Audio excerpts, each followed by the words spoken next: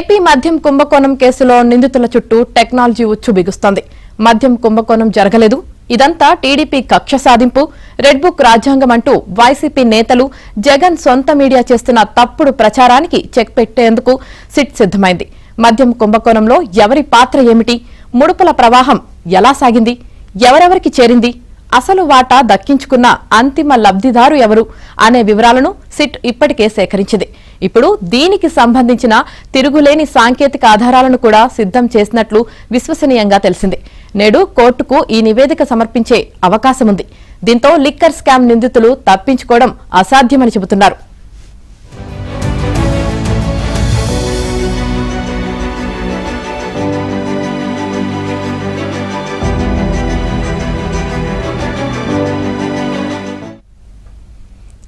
AP beverages corporation కార్యాలయం నుంచి అప్పటి ఎండీ వాసుదేవ్ రెడ్డి ఫైళ్లు ఎత్తుకెళ్లడం, ఆ ఫైళ్లతో పాటు అదే కార్యాలయంలో సీజ్ చేసిన కంప్యూటర్లు, మద్యం డిపోల్లో సేకరించిన డిజిటల్ ఆధారాలతో మొదలుకుని ఇటీవల హైదరాబాద్లోని A1 రాజ్ కసిరెడ్డి ఇల్లు, కార్యాలయాల్లో స్వాధీనం చేసుకున్న కంప్యూటర్లు, హార్డ్ డిస్కులు, నిందితుల సెల్ ఫోన్లు, ఇలా కీలక ఆధారాలన్నింటినీ సిట్ అధికారులు ఫోరెన్సిక్ సైన్స్ ల్యాబ్ కు పంపించారు. ఉన్నత స్థాయి సాంకేతిక పరిజ్ఞానంతో వాటిని విశ్లేషించి నిర్ధారణ నివేదిక తెప్పించుకున్నారు. దానితో పాటు సీజ్ చేసిన పరికరాలను కోర్టుకు సమర్పించబోతున్నారు.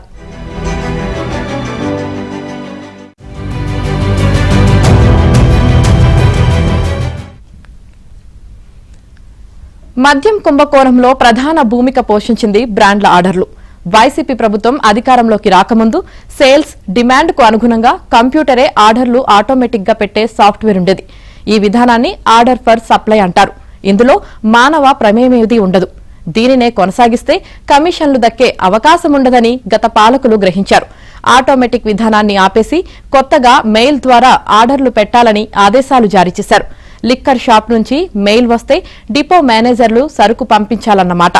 కానీ ఇందులోనే భారీ మతలబు చేశారు. లిక్కర్ షాపుల మెయిల్స్ అన్ని మేనేజర్ల కంప్యూటర్ల నుంచే ఆపరేట్ అయ్యేవని సిట్ అధికారులు గుర్తించారు. సీజ్ చేసిన కంప్యూటర్లను ఫోరెన్సిక్ సైన్స్ ల్యాబ్ కు పంపి పరీక్షించినప్పుడు ఈ విషయం పక్కాగా నిర్ధారణ అయింది. మేనేజర్ల కంప్యూటర్లో వారి పరిధిలోని షాపుల మెయిల్ ఐడీలు నిర్వహించిన స్ట్రోక్స్ స్పష్టంగా కనపడ్డాయని FSL నివేదిక ఇచ్చింది.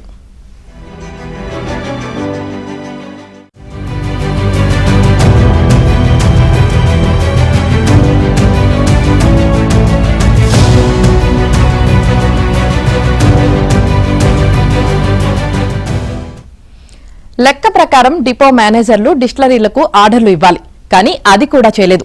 A1 రాజ్ కసిరెడ్డి నుంచి A3 సత్యప్రసాద్ కు వచ్చే సూచన మేరకే ఆర్డర్లు ఇచ్చేవారు. ప్రతి శుక్రవారం సాయంత్రం అనూష అనే ఉద్యోగి రాష్ట్ర వ్యాప్తంగా ప్రభుత్వం మద్యం షాపుల్లో అమ్ముడైన లిక్కర్ బ్రాండ్ల వివరాలను రాజ్ కసిరెడ్డి మొబైల్ వాట్సాప్ కు పంపేవారు.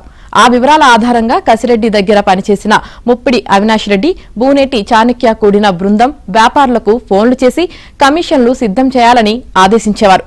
శనివారం APSBCL నుంచి బిల్లు మొత్తం మద్యం వ్యాపారుల ఖాతాల్లో పడగానే కమిషన్ను రాజ్ కసిరెడ్డి మనుషులు సూచించిన ప్రాంతాల్లో వారికి అందజేసేవారు.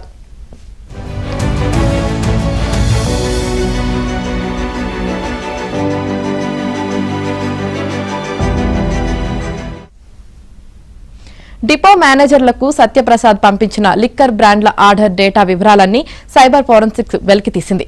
ఏ రోజు సత్యప్రసాద్ మొబైల్ నుంచి డిపో మేనేజర్లకు ఏ బ్రాండ్ల జాబితా వచ్చిందో పక్కా టెక్నాలజీతో తేల్చేసింది. ఆ బ్రాండ్ల వ్యాపారులకు అంతకు ముందు బిల్లులు APSBCL నుంచి విడుదలయ్యాయా, ఆ తర్వాత కసిరెడ్డి కలెక్షన్ గ్యాంగ్ సభ్యుల నెంబర్లతో మద్యం వ్యాపారులకు ఏ సమయంలో ఫోన్లు వచ్చాయి, వారెంతసేపు మాట్లాడుకున్నారు, అంతా అయ్యాక కలెక్షన్ బృందం కసిరెడ్డితో మాట్లాడిన వివరాలన్నీ సమయాలతో సహా సైబర్ ఫోరెన్సిక్ పూర్తి స్థాయిలో తేల్చేసింది.